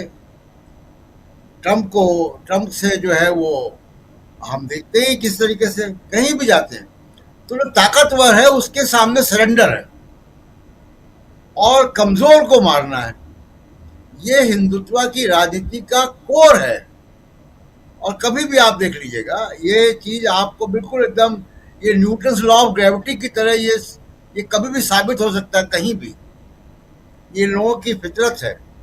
दूसरा चीज देखिए, जो टीएमसी का मामला है, वो टीएमसी राहुल गांधी ने इंडिया गठबंधन की बैठक में कहा कि अब आपके पुराने टूल्स, पुराने तौर तरीके काम नहीं करेंगे। टीएमसी को ये बात समझ में ही नहीं आई। टीएमसी को देखिए, इलेक्शन कमीशन इसी तरीके के अनैतिक काम करेगा। अभी तो उसने एमएलए को बुलाया है, वो किसी सड़क चलते व्यक्ति को बुला के पूरा कमीशन मिल सकता है अगर वो बीजेपी चाहेगी तो। अगर बीजेपी के हित में होगा तो ये फुल इलेक्शन कमीशन, ये तीनों लोग किसी सड़क चलते आदमी से मिल सकते हैं। बिल्कुल। और उसको भी पार्टी बना देंगे, उसको भी कह देंगे रियल तृणमूल यही है, यही फैसला होने जा रहा है। पहले से घोषणा हम लोग कर सकते हैं कि ओम बिरला जो भगोड़ा वो है गुट तृणमूल का, उसको रिकॉग्नाइज करेंगे। इलेक्शन कमीशन इन भगोड़ों को रियल तृणमूल बना देगा। ये बिल्कुल तय है पहले से। ममता बनर्जी उसको समझ लेना चाहिए कि ये ज्ञापन दें, आप बिल्कुल दें, लेकिन जिस पॉलिटिक्स के लिए ममता बनर्जी जानी जाती हैं वो पॉलिटिक्स छोड़ दी उन्होंने। जिसके लिए कहा जाता था कि राहुल गांधी को सीखना चाहिए ममता बनर्जी से, वो पॉलिटिक्स ममता बनर्जी ने छोड़ दी। उनकी जो सबसे तेज तर्रार जो मेंबर ऑफ पार्लियामेंट है, बहादुर मैं कहूंगा कि वो लड़ रही अकेले, महुआ मोइत्रा। उनको अंडे फेंक रहे हैं आप 100-200 लोग, और जो बीजेपी के ठंडा लिए हुए लोग हैं, उनके घर में उनके अंडे फेंक रहे हैं, उनके दफ्तर में अंडे फेंक रहे हैं, पत्थरबाजी कर रहे हैं। तो तृणमूल कांग्रेस को ये समझना चाहिए कि राहुल गांधी जो कह रहे हैं वो हकीकत है। कोई नहीं, सुप्रीम कोर्ट ने मीनाक्षी नटराजन के केस में कह दिया कि वो क्या करना चाहता है जी। तो किसी को राहत कहीं नहीं मिलने वाली है। ये कॉन्स्टिट्यूशनल बॉडीज की स्थिति वो आईसीयू में है। आईसीयू के मरीज से आप नहीं मदद मांग सकते जी। बेचारा अपने उसके जीवन में पड़ा हुआ है। तो असली वजह यह है, और तृणमूल कांग्रेस को अपनी स्ट्रेटजी बनानी चाहिए कि अब वो कैसे लड़ें। जी बिल्कुल। इस बीच जरा जल्दी से चलते हैं उधर जंतर मंतर पे आखिर चल क्या रहा है जरा देखें। अभी अभिषेक दीपके दिखाई दे रहे हैं। इकरार क्या चल रहा है इस वक्त? जी दरअसल दीपके जो हैं उन स्टूडेंट से मिलने के लिए आए थे जिनके साथ मारपीट हुई थी। तो लगातार दीपके जब से उनके साथ मारपीट हुई है, लगातार ये कोशिश कर रहे हैं कि उस पुलिस अधिकारी के खिलाफ शिकायत दर्ज हो। तो उन्होंने जो छात्र जिनके साथ इस तरीके के जो घटना हुई उनमें एमएलसी कराने के लिए भेजा था, और वो एमएलसी होकर उनकी अब वापस आ गई है। तो अब दीपके दिल्ली पुलिस के वरिष्ठ अधिकारी के पास जा रहे हैं और जो नाम बता रहे हैं, एसीपी का जो नाम बता रहे हैं, उनके खिलाफ वो शिकायत दर्ज कराने के लिए जा रहे हैं। तो अभी उन्होंने हमसे कहा कि हम शिकायत दर्ज कराने के लिए जा रहे हैं, उसके बाद जो है हम मीडिया से बात करेंगे। तो यानी राजीव जी, जो लगातार जो दीपके जो यहाँ जो छात्र हैं उनसे लगातार बात कर रहे हैं लगातार, उनके साथ अगर कोई तकलीफ़ हो रही है तो उसको लगातार जो दीप के हैं वो बात करते हैं। अगर हम बात करें कि रात में दीप के लगातार सबके पास आते हैं, सबसे लगातार बातचीत करते हैं, सारी चीज़ें तो ये चल रहा है। और सुबह से जब से ये घटना हुई है, जिस लाइब्रेरी को हटाया गया है, उस लाइब्रेरी के बाद जो है वो दीप के साथ हैं जितने छात्र हैं, छात्र में सभी में गुस्सा है कि शांतिपूर्ण तरीके से जब धरना चल रहा है, किताबें पढ़ी जा रही हैं, उसके बावजूद इस तरीके की अगर हरकत की जा रही है तो ये नाकाबिले बर्दाश्त होगी। जी राजीव जी, ये बताइए कि दूसरे ग्रुप जैसे AISF, SFI, आयसा, इन लोगों की क्या प्रतिक्रियाएं हैं जो घटनाक्रम पे, जैसे पुलिस की ज्यादतियों पे, इनकी तरफ से भी कोई प्रतिक्रिया आती है या सब कुछ एक जगह सेंट्रलाइज्ड है और वो है कॉकरोच जनता पार्टी के पास?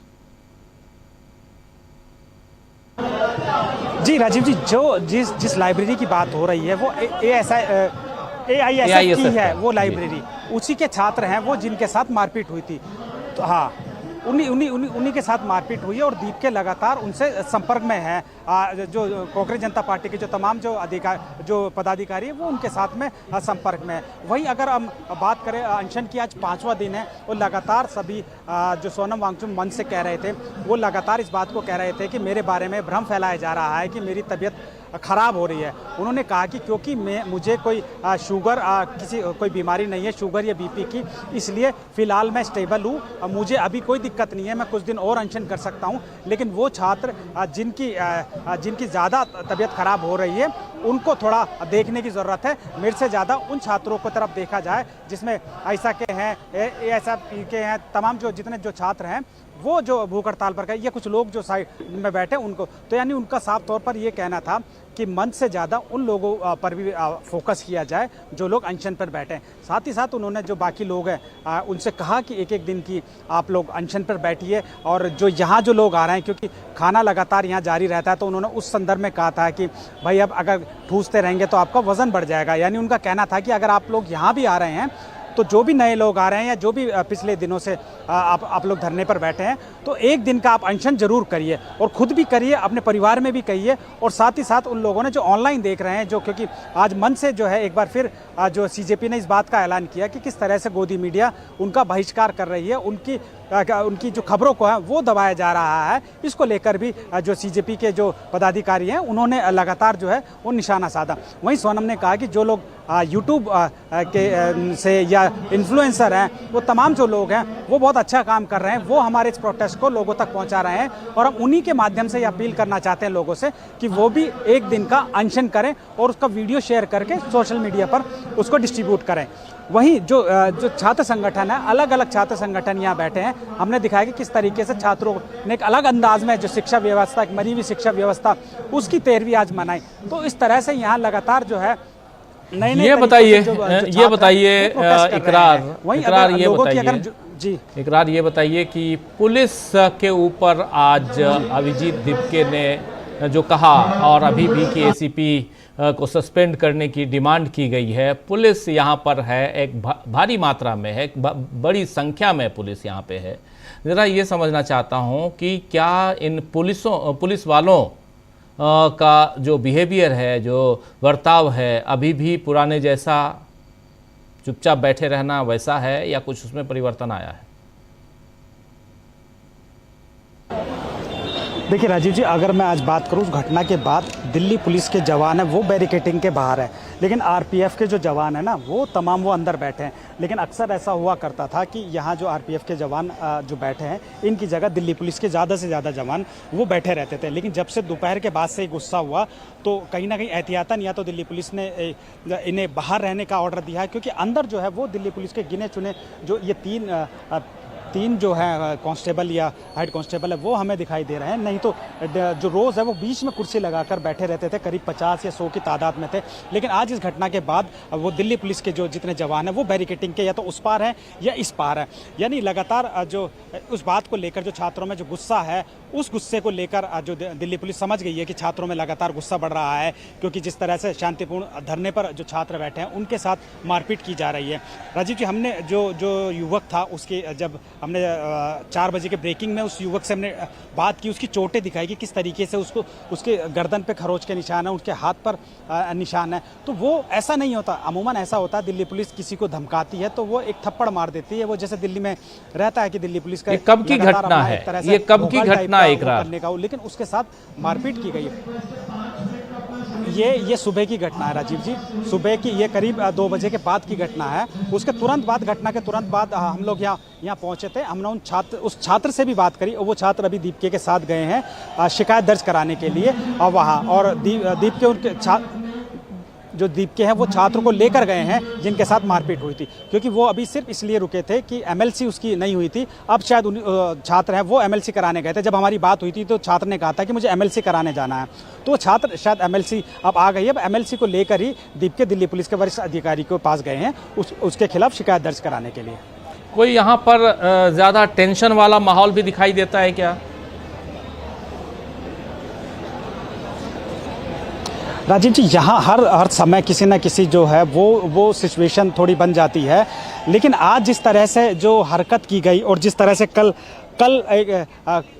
कल भी इस तरह की एक हरकत हुई थी जिसमें दिल्ली पुलिस के जवान और इनमें जो है वो थोड़ी नोकझोंक देखी गई थी, तो लगातार कल से हम ये देख रहे हैं कि कुछ ऐसा लग रहा है कि दिल्ली पुलिस के जो जवान हैं वो उनकी संख्या अंदर कम कर दी गई है, लेकिन बाहर वो उसी सूरत में बैठे और सुरक्षा व्यवस्था जो है वो टाइट कर दी गई है। क्योंकि जो भी लोग आ रहे हैं, पहले था कि इतनी उनको जांचों से नहीं गुजरना पड़ रहा था, लेकिन अब लगातार उनको जांच से गुजरना पड़ रहा है। अगर आप बैग लेकर आ रहे हैं तो बैग बाकायदा चेकिंग किया जा रहा है, उस पर स्टिकर लगाया जा रहा है। ये सारी चीज़ें हैं वो पिछले 2 दिन में लगातार ये बढ़ती जा रही है। अब इसके संबंध में आज से अगर हम बात करें, इस घटना के बाद से जो दिल्ली पुलिस के जो वरिष्ठ अधिकारी रहते थे वो भी आज मौके पर नहीं दिखे। नहीं तो जब हम बाकी दिनों में देख रहे थे तो वरिष्ठ नई दिल्ली के जो डीसीपी हैं वो हर 2 घंटे में यहाँ आ रहे थे। कल जो नई दिल्ली जिले के मजिस्ट्रेट हैं वो भी यहाँ डीसी जो है वो भी यहाँ पहुँचे थे और ये तमाम जितने छात्र बैठे हैं उनसे वो मिलकर गए, उनको देख कर गए। हालांकि उन्होंने बातचीत नहीं की, दूर से उन सब छात्रों को देख कर वो गए। लेकिन जो आरएमएल जो हॉस्पिटल है उसके डॉक्टर्स यहाँ लगातार बने हैं, वो सुबह दोपहर शाम, और छात्र जो भूख हड़ताल पर बैठे हैं उनकी वो ब्लड शुगर, बीपी, शुगर, ये तमाम चीज़ें वो देख रहे हैं। आरएमएल के जो हैं राम मनोहर लोहिया अस्पताल के जो डॉक्टर्स हैं, आप बता रहे हैं वो यहाँ पे चेक कर रहे हैं, लेकिन ये बताइए कि जो हंगर स्ट्राइक पर हैं उनके क्या हाल हैं, उनके क्या सिचुएशन है? एक तो हॉस्पिटल कल चले गए थे, लेकिन बाकी लोगों की क्या स्थिति है?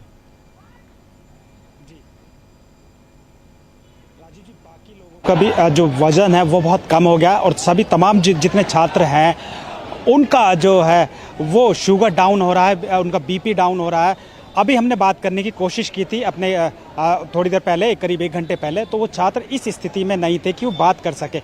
यानी जो सिचुएशन है वो लगातार डाउन हो रही है, क्योंकि जो सोनम वांगचुक है उनकी थोड़ा उनको कहें तो एक्सपीरियंस है क्योंकि वो पहले भी हंगर स्ट्राइक कर चुके हैं। थोड़ा वो अपने आप में एनर्जी बचा के रख रहे हैं, वो पानी और नमक ले रहे हैं। लेकिन जो ये छात्र हैं इनमें, क्योंकि फर्स्ट टाइमर हैं ये लोग, इन लोगों ने इससे पहले नहीं किया, तो इनकी जो हालत है वो बहुत जो है संजीदगी वाली हालत है। और जो डॉक्टर्स हैं वो भी इनसे रिक्वेस्ट कर रहे हैं कि आप लोग अपना अनशन ख़त्म कर लीजिए, अगर आप ख़त्म नहीं करते तो 1-2 दिन में आपको बहुत दिक्कत हो जाएगी। तो राजीव जी, जैसे जो 6 दिन जो वो युवक था जो कि शायद बहुत कम उम्र का था, वो 6 दिन तक रहा, लेकिन अचानक उसकी तबीयत ख़राब होने पर उसे हॉस्पिटल, तो मुझे लगता है कि आज या कल है जितने ये जो नीचे भूख हड़ताल पर बैठे हैं, मुझे लगता है कि इनको भी जो है डॉक्टर की ज़रूरत पड़ेगी और हॉस्पिटल की ज़रूरत पड़ेगी, क्योंकि स्थिति इनकी दिन पर दिन ख़राब हो रही है। वहाँ नया जो आयशा की जो प्रेसिडेंट है वो बैठी हैं, उनकी भी तबीयत बहुत ख़राब है। हमने कोशिश की बात करने की, लेकिन कोई इस स्थिति में नहीं है जो भी भूख हड़ताल पर बैठे कि किसी से बात कर सकें। सिर्फ पानी वो लेकर और आराम से जो आराम कर रहे हैं। वहीं सबसे बड़ी बात है कि ह्यूमिडिटी बहुत ज़्यादा, उसके बावजूद ना यहाँ जो है एसी या कूलर या पंखा, किसी चीज़ का इंतज़ाम नहीं है इस गर्मी में। तो जो ये भूख हड़ताल है ये और ज़्यादा गंभीर हो जाती है, छात्र इससे और ज़्यादा परेशान हो जाएंगे, क्योंकि इस गर्मी में आप पानी के भरोसे कब तक रह सकते हैं, कुछ तो खाना पड़ेगा आपको। जी राजीव जी, बिल्कुल आप सही कह रहे हैं। आप हमारे साथ बने रहे और तमाम अपडेट्स आपने दिए, आपका बहुत बहुत शुक्रिया इकरार जंतर मंतर से लगातार अपडेट्स जो चल रहा है वो आप पहुंचा रहे थे। जल्दी से अमलेंदु जी आपके पास, फिर प्रफुल्ल जी आपके पास आता हूं। अमलेंदु जी, पूरे घटनाक्रम को आप देख रहे थे, सुन रहे थे अमलेंदु जी, और मामला सिर्फ जंतर मंतर का नहीं है, और जंतर मंतर पे चूंकि टेंस माहौल हमेशा दिखाई देता है, इसलिए उस पर ध्यान है। और लगातार कई बार हम लोग भी गए हैं और हम लोग भी देखते हैं वहाँ के हालात, किसी भी दिन कुछ भी हो सकता है, ये दिखाई देता है। लेकिन देश के हालात को आप देखिए, और पॉलिटिकल खासकर, और उसमें भी तो वही है, पार्टियों को तोड़ना, और जो नहीं टूट रहे हैं उनको भी तोड़ने की कोशिश करना, ये सारी बातें हैं। राम मंदिर चढ़ावा तो है ही। अमलेंदु जी अनम्यूट कीजिए। जी, संजय राउत शिवसेना यूपीटी के सांसद हैं। आज उन्होंने एक प्रेस कॉन्फ्रेंस की, उस प्रेस कॉन्फ्रेंस में उन्होंने कहा कि ये सरकार से चले जाएं तो उसके बाद ये अमित शाह और नरेंद्र मोदी जो ये दोनों एक दूसरे को फोड़ेंगे, क्योंकि ये सबको फोड़ चुके हैं, तो ये आपस में ही एक दूसरे को फोड़ेंगे। क्या हम तो एक दूसरे को फोड़े, कुछ बचा ही नहीं है। और 2 घंटे के लिए हमको ईडी सीबीआई दे दो, हम बीजेपी को 10 टुकड़ों में तोड़ देंगे। तो ये संजय राउत का आज राजीव जी कहना था। तो ये जो तोड़फोड़ जिस तरीके से की जा रही है और तमाम दलों को तोड़ा जा रहा है, ये राजीव जी इन दलों को नहीं तोड़ा जा रहा है, इस लोकतंत्र को तोड़ा जा रहा है, इस देश के संविधान को तोड़ा जा रहा है। सीधी बात ये है, ये टीएमसी नहीं टूट रही है, ये शिवसेना नहीं टूट रही है, ये एनसीपी नहीं टूट रही है, इस देश का लोकतंत्र टूट रहा है, इस देश का संविधान टूट रहा है। लेकिन अफसोस की बात राजीव जी ये है कि जिसके ऊपर जिम्मेदारी है संविधान की कस्टोडियन होने की, वो भी खामोश बैठा हुआ है। अब पश्चिम बंगाल में जिस तरीके से राजीव जी ये आपराधिक घटनाएं हो रही हैं, सत्ता के संरक्षण में हो रही हैं, सत्तारूढ़ दल का झंडा लगाकर हो रही हैं, हमारे सीजीआई साहब खामोश है, सुप्रीम कोर्ट भी खामोश है, कुछ दिखाई नहीं पड़ रहा कहीं भी कि देश के अंदर कुछ चल भी रहा है कि नहीं चल रहा है। भाई ठीक है, आप राहुल गांधी की प्रेस कॉन्फ्रेंस नहीं देखते हैं, मत देखिए, आपसे किसी ने कहा कि आप राहुल गांधी की प्रेस कॉन्फ्रेंस देखिए, लेकिन जो अत्याचार हो रहा है, जिस तरीके से कानून हाथ में लिया जा रहा है, उसको तो आप देखिए कम से कम। हालांकि कोलकाता हाई कोर्ट ने कुछ एफआईआर दर्ज करने के आदेश दिए हैं, लेकिन वो इतना नहीं है, तो सुप्रीम कोर्ट को भी इसका ध्यान देना चाहिए। और आज अखिलेश यादव ने इसको लेकर ट्वीट भी किया, तो ओम बिरला को और सुप्रीम कोर्ट को कहा कि न्यायपालिका और जो लोकसभा के स्पीकर है वो भी इस मसले की तरफ ध्यान दें। लेकिन ध्यान क्यों देगा राजीव जी कोई? भाई जब उनका संरक्षण प्राप्त है तो ध्यान कोई क्यों देगा? उस पर यह भी एक बड़ा सवाल उठता है। तो मुझे लगता है राजीव जी कि ये सब जो कुछ देश के अंदर चल रहा है, ये सीधे सीधे लोकतंत्र को तोड़ने की बातें चल रही हैं। अब जंतर मंतर पर ध्यान राजीव जी इसलिए सबसे ज्यादा चला जाता है क्योंकि जंतर मंतर दिल्ली में है, सेंटर में है, संसद भवन से थोड़ा दूरी पे है, तो वो एक आकर्षण का केंद्र भी बन जाता है, तो जंतर मंतर पर ध्यान चला जाता है। लेकिन ऐसा नहीं है कि आंदोलन सिर्फ जंतर मंतर पर ही हो रहा है, ऐसा भी नहीं है। देश भर में आंदोलन हो रहे हैं, जगह जगह आंदोलन हो रहे हैं। जैसा हमने बताया कि कल ही दिल्ली में गिरफ्तार किया गया एनएसयूआई यूथ कांग्रेस के छात्रों को। श्रीनगर में कल उदय भानु चिप थे जो यूथ कांग्रेस के अध्यक्ष हैं, वो छात्रों से बातचीत कर रहे थे। ग्वालियर में जो था वो एनएसयूआई और यूथ कांग्रेस के छात्र जो थे वो विरोध प्रदर्शन कर रहे थे, छात्रों से मुलाकात कर रहे थे। तो पूरे देश भर में चल रहा है कि एआईएसएफ के लोग अगर यहाँ धरने पर बैठे हुए तो जनता मंत्र पर ही धरने पर नहीं बैठे, वो बाकी जगहों पर भी प्रदर्शन कर रहे हैं। तो ये राजीव जी पूरे देश भर में प्रदर्शन एक चल रहा है और पूरे देश भर में एक गुस्सा जो है वो साफ तौर पर देखा जा सकता है इस सरकार के खिलाफ। लेकिन मसला ये है कि क्या सरकार इस गुस्से से क्या विचलित है कि नहीं है।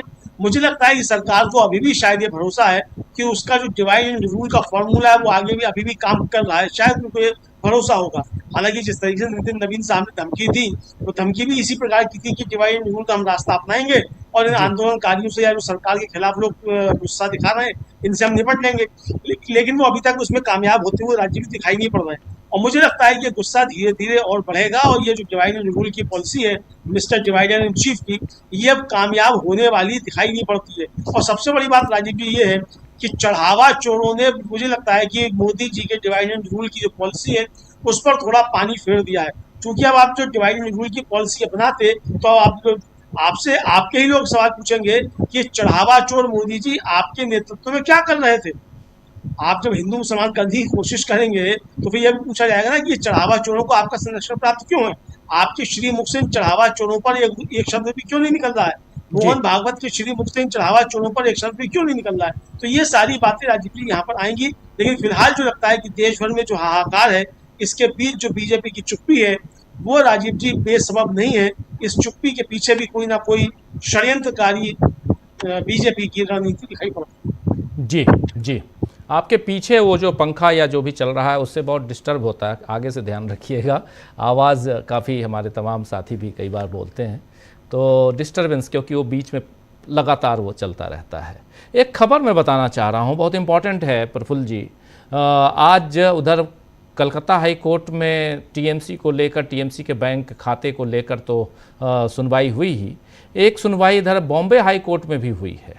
और बॉम्बे हाई कोर्ट ने आज जो कहा है, सिंगल जज बेंच ने, दरअसल मामला क्या है मैं बता दे रहा हूँ। मामला है कि एक नागरिक हैं देश के और वो विरोध प्रदर्शन आंदोलन करते हैं और उनको उनके इलाके से बाहर निकालने का ऑर्डर थमा दिया गया और वो सरकार के खिलाफ, सरकार के फैसलों के खिलाफ नारे लगा रहे थे। इन सब पे उनको कर दिया गया। सिंगल जज justice Madhav Jamdar Mumbai high court में हैं। सईद अहमद अब्दुल वाहिद चौधरी 49 साल के हैं, उनके खिलाफ ये एक्सटर्नमेंट का ऑर्डर है, यानी बाहर निकालने का ऑर्डर जारी किया गया और इस पर नाराज़गी। और ये जो सईद साहब हैं ये socialist democratic party of India यानी एसडीपीआई के जनरल सेक्रेटरी हैं। सरकार के, केंद्र सरकार के कई फैसलों जिनमें नागरिकता कानून संशोधन का मामला, ज्ञानव्यापी संशोधन का मामला, ज्ञानव्यापी मस्जिद विवाद का मामला, इन सब के खिलाफ वो सक्रिय रूप से धरना आयोजित करते रहे हैं। अब उनको और लोगों ने याचिका देकर उनके लिए एक्सटर्नमेंट का ऑर्डर जारी करवा दिया। जस्टिस जामदार, उन्होंने मौखिक टिप्पणी की है और टिप्पणी बहुत इंपॉर्टेंट मैं पढ़ के सुनाना चाहता हूँ। कह रहे हैं जामदार साहब, जस्टिस जामदार, ये क्या है? सभी नागरिकों को भारत सरकार का गुलाम बनाया जा रहा है। वे विरोध प्रदर्शन नहीं कर सकते, वे आंदोलन नहीं कर सकते, ये सब क्या है? अब इतने सारे पेपर लीक हो गए, अगर लोग विरोध करते हैं तो आप केस दर्ज कर देते हैं, ये क्या है? विरोध करना नागरिकों का अधिकार है। याचिकाकर्ता ने बस बीजेपी सरकार मुर्दाबाद, अमित शाह मुर्दाबाद जैसे नारे लगाए हैं। नागरिक ऐसे नारे क्यों नहीं लगा सकता? ऐसे नारों के लिए एक्सटर्नमेंट ऑर्डर बाहर निकाल दोगे तुम? पुलिस मुख्यमंत्री या प्रधानमंत्री की नौकर नहीं है, वो लोक सेवक है। मैं आपके अधिकारियों पर भारी जुर्माना लगाने जा रहा हूं, पुलिस को कहा है। परसों एक 10 साल के बच्चे की दुर्घटना में मौत हो गई। राज्य विधानसभा में किस बात पर चर्चा हो रही थी कि पीठासीन अधिकारी यानी प्रिजाइडिंग ऑफिसर का चुनाव कैसे होता है, वो एक पार्टी से दूसरी पार्टी में कैसे चले गए, ये क्या है? आपको यानी सईद भी पाला बदल लेना चाहिए। आपको यानी सईद को कह रहे हैं, आपको भी पाला बदल लेना चाहिए। वैसे भी पूरे महाराष्ट्र में हॉर्स ट्रेडिंग यानी नेताओं की खरीद फरोख्त चल रही है। आपके खिलाफ कुछ एफआईआर हैं, केस बदलने पर विचार करें। एक वॉशिंग मशीन है, एक वॉशिंग मशीन है। सईद, आप भी उस वॉशिंग मशीन में चले जाइए।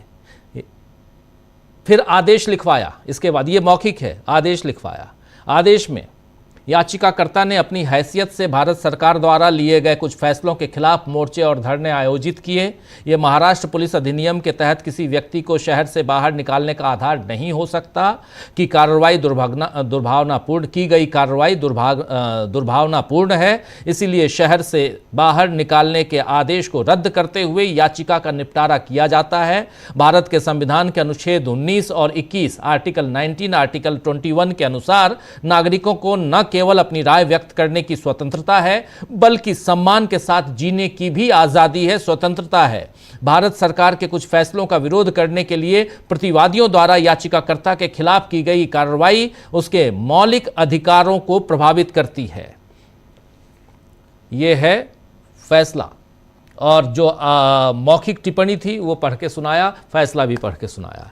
ये बहुत इंपॉर्टेंट है आज के दौर में, जब अलग अलग जगहों पे, या हम ही लोग इस कार्यक्रम के दौरान भी पत्रकार हैं, जर्नलिस्ट हैं, आप कमेंट बॉक्स में देख लीजिए, कुछ लोग बिल्कुल लगे रहते हैं जिनको कोई काम नहीं, या जिनको थोड़ा सा भी असहमति अगर आपकी बनी, असहमति यानी आप मेरे विचारों से सहमत हो या ना हो, लेकिन आप लगातार गालियां देने लगते हैं। तो ये जो असहमति है, ये किस कदर वहां तक पहुंच गई है प्रफुल्ल जी, कि जहां लोग जो हैं वो मार काट पे उतारू हो गए हैं, और आपके पास अगर सत्ता है, प्रशासन है, शासन है, तो आप ऐसे ऑर्डर, यानी अब देश निकाला थोड़ा सा बाकी रह गया है, पाकिस्तान भेजने वाली बातें आजकल कम होने लगी हैं, वरना बाहर करो खेल खत्म करो वाली स्थिति आ गई है। अभी जो आप रिपोर्ट देख रहे थे जंतर मंतर से, उस रिपोर्ट में आपने देखा, हम भी वहां जाते रहते हैं और देखते हैं, पुलिस बिल्कुल वहां 50 से कम पुलिस नहीं होती होगी प्रशांत जी, आप याद कीजिए,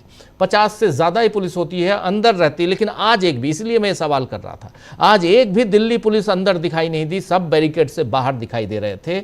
लेकिन ये जो चल रहा है, ये प्रतिरोध की राजनीति, प्रतिरोध की आवाज, इनको रोकने की कोशिश है, ये साफ दिखाई देता है। इसलिए यहां पर ये जस्टिस माधव जामदार की ये टिप्पणी बहुत महत्वपूर्ण हो जाती है कि अगर मोदी मुर्दाबाद या अमित शाह मुर्दाबाद के नारे लगाए तो क्या आपने कोई गुनाह कर दिया है? ये आर्टिकल 21, आर्टिकल 19 या आजादी आपको देता है खुले तौर पे। प्रफुल्ल जी, पिछली बार जब राहुल गांधी ने कहा, प्रशांत जी भी कुछ, एक मिनट, प्रशांत जी कुछ जोड़े, प्रशांत जी जस्टिस जामदार ने जो कहा है जी, वो सुप्रीम कोर्ट तो बहुत पहले कह चुका है। सिर्फ एक केस की याद दिलाना चाहता हूं, और वो केस है Balwant Singh versus state of Punjab. Indira Gandhi की हत्या के दिन ही शाम को बलवंत सिंह कहते हैं कि खालिस्तान जिंदाबाद, राज करेगा खालसा। उनके ऊपर देशद्रोह का मुकदमा होता है और सुप्रीम कोर्ट ये फैसला करता है कि ये उनका फ्रीडम ऑफ स्पीच का अधिकार है। वो कोई उसके लिए सेना नहीं इकट्ठा कर रहे, कोई चंदा नहीं इकट्ठा कर रहे, वो केवल नारा लगा रहे हैं। आज के मौजूदा सुप्रीम कोर्ट से ये फैसले की उम्मीद नहीं है, लेकिन सुप्रीम कोर्ट ये फैसला कर चुका है। जी जी जी बिल्कुल। प्रफुल्ल जी कह रहे हैं, प्रशासन स्तर के फैसले हुए हैं, और ये नारा लगाना या अपनी बात कहना तब तक अपराध नहीं है जब तक आप राष्ट्र के खिलाफ कोई संगठित काम करने की कोशिश नहीं करते हैं। यानी कि अभिव्यक्ति में क्रिया अगर नहीं है तो क्रियाहीन अभिव्यक्ति को हासिल है अधिकार। अब बहरहाल वो तो एक संवैधानिक प्रावधान है। फैज अहमद फैज ने कहा था कभी, उनका एक वाक्य है कि चले भी आओ कि गुलशन का कारोबार चले। जी, आज कहना पड़ता है कि चले भी जाओ कि तो गुलशन का कारोबार चले। जी जी, ये चले जाए तो गुलशन का कारोबार चले, लोकतंत्र बचे। पुराने जमाने में युद्ध में होता था, हाथी अपनी ही सेना को रौंदने लगता था और कई बार पराजय का कारण बनता। ये वो पगलाई हुई सेना है जिसको जनता ने ताकत दी थी, जो अपने ही भारत के, अपने ही लोकतंत्र को रौंद रहे, भारत के लोगों के हितों को समाप्त कर रहे हैं। अब इसमें इनका क्या कहा जाए कि अब ये इस तरह की कर रहे हैं। तो मेडिको लीगल केस की जिसकी बात कर रहे थे हमारे इकरार साहब कि मेडिको लीगल केस में छात्र गए हैं, पता नहीं उनको मेडिको लीगल केस में किस प्रकार के जख्म को वहां दिखाया गया है और किस प्रकार ये लीगलिटी में स्टैंड करेगा, तो रिपोर्ट खैर उनको नहीं मिला होगा। तो ये मेडिकल लीगल केस है, ये बार बार मारेंगे। लेकिन सोनम वांगचुक अनुभवी हैं, उन्होंने एक संकेत कर दिया है, और वो संकेत है कि ये लड़ाई लंबी चलेगी। वो लड़ाई लंबी इसलिए चलेगी, वो रिले अनशन की बात कर रहे हैं, रिले हंगर स्ट्राइक की बात कर रहे हैं, क्योंकि एक साथ लगातार एक आदमी बैठा रहे ये इस मौसम में संभव नहीं है, खतरनाक भी हो सकता है। तो इसलिए उन्होंने उसको रिले में डाल दिया है, रिले में डालने की बात कही है और पूरे देश में लोगों से अपील की है, जिससे ऑप्टिक्स क्रिएट होगा और सभी जगह जहाँ जो लोग जाना नहीं चाहते हैं वो इस तरह का करेंगे, ऑप्टिक्स देंगे, समर्थन हासिल होगा। तो सोनम वांगचुक अगर इसके लीडरशिप में है तो ये आंदोलन को कब किस दिशा में ले जाना है वो बेहतर जानते हैं, और वैसे भी जानकार आदमी है। तो ये आंदोलन अब लंबा चलने वाला है ऐसा दिख रहा है। दूसरी बात यह है कि इन्होंने आयशा में और जो सीजेपी कॉकरोच जनता पार्टी है, दोनों में विचारधारात्मक या पोजिशनल डिफरेंस तो है, क्योंकि ऐसा एक संगठित विचारधारा के लोग हैं जिनकी मारपिटाई हुई है, जिसको एमएलसी के लिए वो गए थे, और ये लोग उस तरह के नहीं हैं। तो इनको उम्मीद थी कि ये उधर अगर कुछ काम करेंगे, कुछ एक्शन होगा, तो ये लोग उसके साथ नहीं जाएंगे, और अगर साथ नहीं देंगे तो हो सकता है कोई भेद क्रिएट हो जाए। लेकिन दीपिका जी ने जिस तरह से उनका साथ दिया, ऐसा लगता है कि इनको बांटों वाली राजनीति, भेद करने वाली राजनीति इनकी फेल हो रही है। ये चारों तरफ घिरे हुए हैं, चारों तरफ घिरे हुए हैं। संसद में बोलते हैं प्रधानमंत्री चुप क्यों है, चुप्पी क्यों है। और जो शतरंज खेलते हो जानते हैं, कभी कभी एक ऐसा मौका फंस जाता है जब राजा को ऐसी स्थिति होती है कि दो में से एक गोटी को आपको हटाना ही पड़ता है, दो में से एक को कुर्बान करना ही पड़ता है। इस समय में ऐसा लग रहा है कि उत्तर प्रदेश, योगी जी, अमित शाह और नरेंद्र मोदी, ये जो तिकड़ी है एक ऐसी चीज में फंसी है जिसमें किसी एक का जाना अवश्य भावी लग रहा है।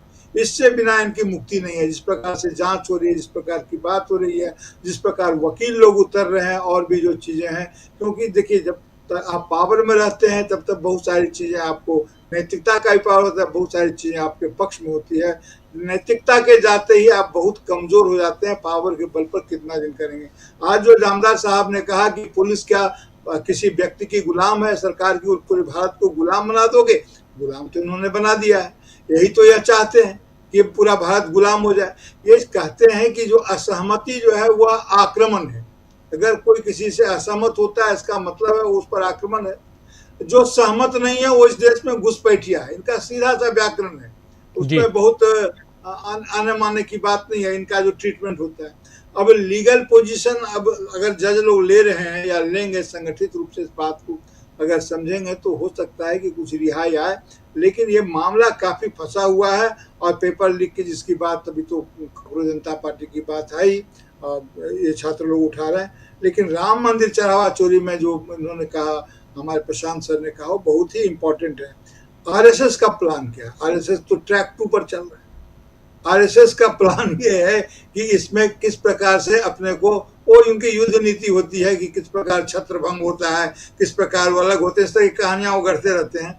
अब वो अपनी इज्जत बचाने पर लगे हुए हैं। इस समय में ये लग रहा है कि कौन किसको चला रहा है।